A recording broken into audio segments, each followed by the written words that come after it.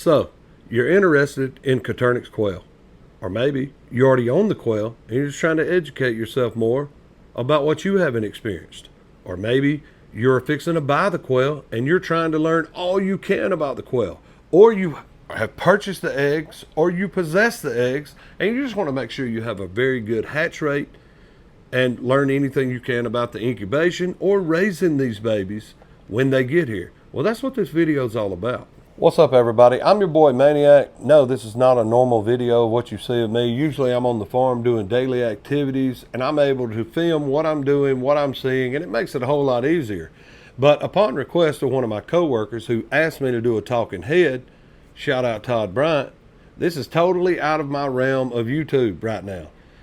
As a matter of fact, everybody knows I don't do a script on any platform, TikTok, Facebook, YouTube. I don't script anything. So this is all new to me. So luckily, I wrote down some bullet points and I have them here in front of me.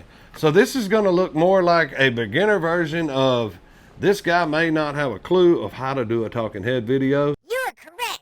I've got my bullet points here and we're going to discuss Coturnix quail today. Hopefully you bear with me through this video and hopefully I get better at these because talking head videos are doing well right now from what he told me and what I've noticed. So I just want to make sure that I give you the best quality video that I can give you.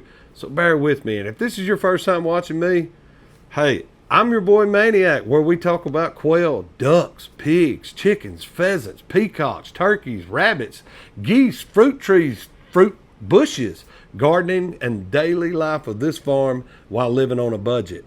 And yes, I wrote all that down because it's hard to remember everything. And sometimes when I'm in a video, sometimes after I make the video, I'm like, man, I should have mentioned this. I should have wrote that down. So bullet points, y'all, I'm not going to crack on those. I think bullet points are nice. So hopefully you enjoyed this video. So today we're going to talk about Coturnix quail. What we've learned in our journey, our daily life of raising quail. We've been raising them now for 6 years, 5 or 6 years. And we have raised thousands of quail. We love quail. Quail is amazing. The protein packed meat that tastes way better than chicken. I don't care what anybody says. The amount of meat and eggs that you get from a quail is awesome. As long as you're feeding your quail anywhere from 20 to 24% protein, you should get something really good coming out of your bird. As far as meat or eggs, you are going to get a very good substantial amount of meat and eggs for sure. There is talks about people doing at 17%. I probably wouldn't do that because it's going to cut down on their eggs and it's definitely going to cut down on their size, but also they definitely will stop producing eggs during a molting. One cool tip that I can teach you about quail is the one problem with chickens, they eat a lot of eggs. And if you get an egg eater, you got to get rid of that chicken. One thing that we have noticed about quail, I don't think we've ever dealt with a quail eating an egg. Maybe if one busted, they might eat it, but they generally do not eat their eggs or bust their eggs to eat them. So that is a cool tip, fun fact for everybody, whether you're new to quail or you have quail, maybe you haven't thought about it, just throwing that out there. Now let's talk about egg production. So if the temperature drops outside without you knowing it, or you were raising them in an indoor setting and you forget that you left the AC on 67 degrees or 68 degrees, just so you know, a dramatic temperature change will change a major cause and effect on your egg production. They will drop tremendously. Let's check out that bullet point real quick to see what else is next. If you change the location of those quail, say you move them from one pen to another, egg production will drop. Change in area, location, anything like that, y'all, I can't explain it. It's like you took your girlfriend or your wife and took them out of the penthouse and put them in a trailer like I live in. Whew, they fixing to show you how much they don't like it. I can promise you that. Also, the lighting. If they don't get 16 hours of light a day, at least that, egg production will drop. Now you can put a UV, one of those solar panel lights up. You can increase your egg production by adding more lights, but now you do need to give them some type of darkness for rest, because quail are shy birds. They don't like to be bothered, and they do like to hide. So definitely, if you want to just make sure that you get an ample amount of daylight hours, you'll be fine doing that. We don't do that because we end up with a ton of quail eggs, and we haven't had a problem yet, and that's with no lights, just normal daylight hours. Now first, quail can be raised in very small spaces, very confined spaces. There's even talks about people saying that you can raise them in a closet. Yes, you can, but I'm here to tell you, that closet's going to smell like crazy. They tell you they're easy to clean up after and all that, removing the paper towels underneath or the poop trays or whatever. You can do that, but quail poop a lot. You're talking about doing a whole lot of cleanup. I raise my quail outside, but I also raise them off the ground in pens. I do make it where there are wind stops so that they can get behind a wall so that the wind can't blow on them. Quail can take really cold temperatures. I mean, I even researched, they say that quail can take up to negative 20 degrees Fahrenheit. So in this pen, I have 1/2 inch hardware cloth in the bottom. The poop falls through. The amount of poop that gets up under my pens before I'm able to dig it up and put it on the compost pile, y'all, it is crazy amounts of poop. So if you want to try and raise them indoors, you can do that. But you're definitely going to need to clean that out a lot. I heard that people raise them indoors so that the flies aren't as bad. But guess what? If it's inside, so the flies will be. So that's a cool tip if I can tell you anything. They do poop a lot more than what is ever talked about. It's not exaggerated. They poop a lot. One awesome thing about quail is they're extremely quiet. So you can raise them in HOAs, apartments, outside. They're not waking you up like chickens crowing and stuff like that. They are generally a quiet bird. I mean, sometimes they throw out this mating call, but it sounds like a video game, y'all. I mean, it actually sounds pretty cool, and I love that about quail. If you take a male out that they are used to having in that pen, you're probably going to lose egg production.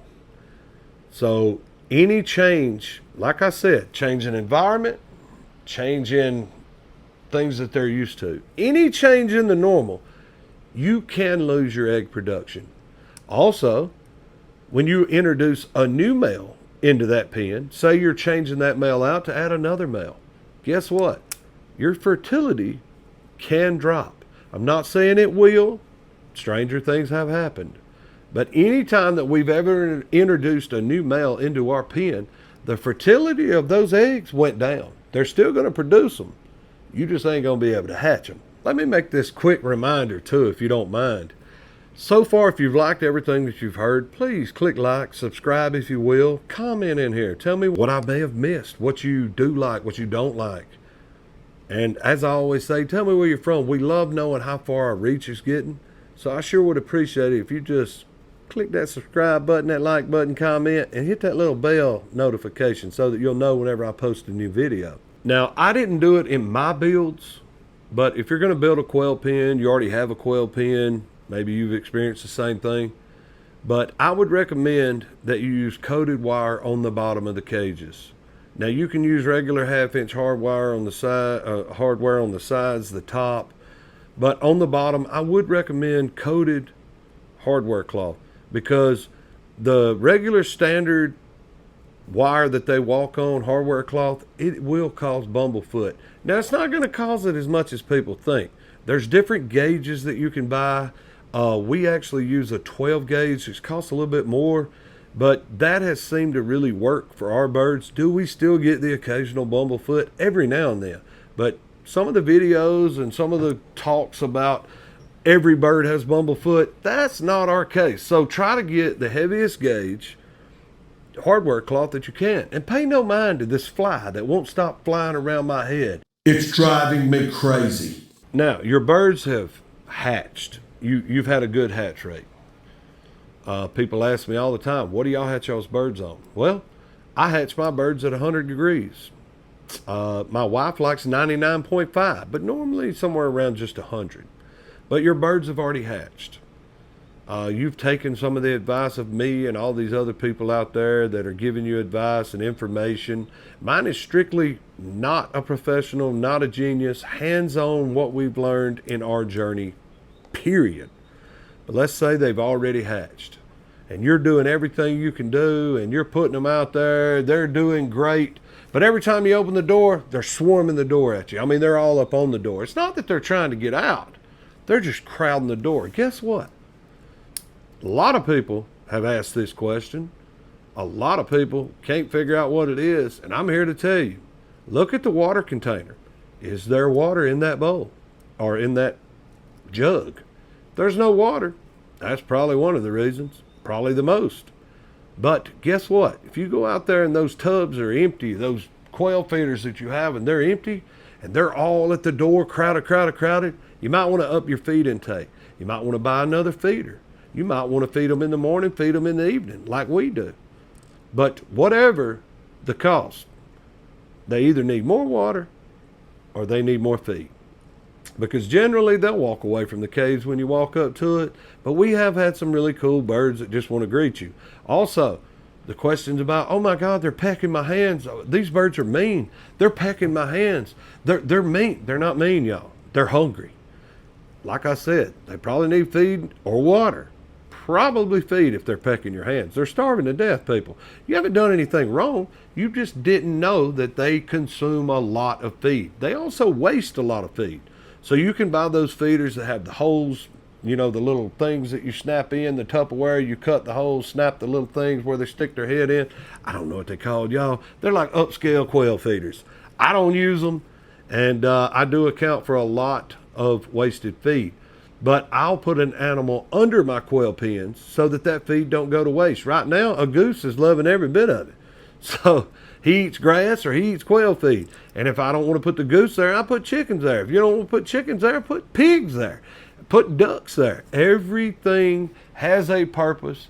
Nothing goes to waste if we have anything to do about it. Also, you want to put something in there, like a Tupperware dish, something like that, the insert of an old refrigerator, cut a hole in it so they can get in.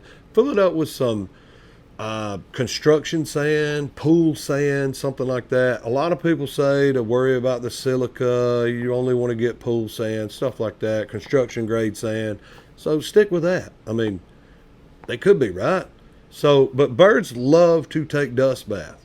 I make sure that I give my birds a dust bath. And I buy the construction sand because I've always used it, never had an issue out of it. And they will dust the heck out of your pens. I mean, you can't walk around and it'll be dusty. And for all of you wanting to raise your quail on an indoor setting, you may not want to use a dust bath because it will smoke a room out. It will dust it up like crazy. When you come in there, everything's going to have dust on it. You probably ain't going to be able to breathe that good, or you're just going to taste sand the whole time you're standing in there. So that is a cool tip. If I can teach you anything, that's definitely one thing for sure. Indoor settings, you may want to hold off on the dust bath or take them outside in a small pen or like a carryable cage. Let them sit outside, play in that sand all afternoon, all morning, whichever one you decide to do. Then bring them indoors and put them back in your cages. The quail really do love a dust bath. It takes care of all those mites and pests that just drive them crazy. You ever had that itch on your back and you're like, holy crap? So try to be nice. Your birds need things just like you need things. You need TV and a shower. They need privacy and a dust bath. So be cool. Let them play in the sand. Because the cheaper you can make your hobby or your farm, the more you can enjoy it. Because as those bills start coming in and all that feed bill starts coming in and your animals are starving because you can't afford to pay that feed bill, who's hurting who at this point? All I'm saying is think smart. Do whatever you can for your animals. Always think about it. If you're thirsty, they're thirsty. If you're hungry, they're hungry. Key things that I want you to take away from this video. Try not to overwhelm yourself. Start small. Don't get 50 birds. Because 50 turns into 1,000 really quick. Don't get 30 birds. So if he eats as much as I can eat, get 20. Just what I'm saying is it's really up to your number. I want you to start out as small as you possibly can. Totally under budget if possible. Whatever education that I've picked up on my experience on my farm, I want to bring to you, I want to present to you. And by no means, before I get those comments, you're not a genius, you're not this, you're not. No, I'm not. I'm here to share what I've learned. I'm here to share the experiences that I've taught myself. My wife has taught me. My wife is very well educated in this as well with me. She's taught me things, and I thought I knew quite a lot of bit about it, but she can teach the educational properties of incubation, hatching, all that. Y'all, it is unreal the stuff that my wife has learned, and she was not raised on a farming background. So I will leave you with this. You have to get up. You have to get outside, and you got to get to doing something. The best way to learn something is to put your hands on it and start doing it. Till next time, I am your boy Maniac. Thank you for watching. We out.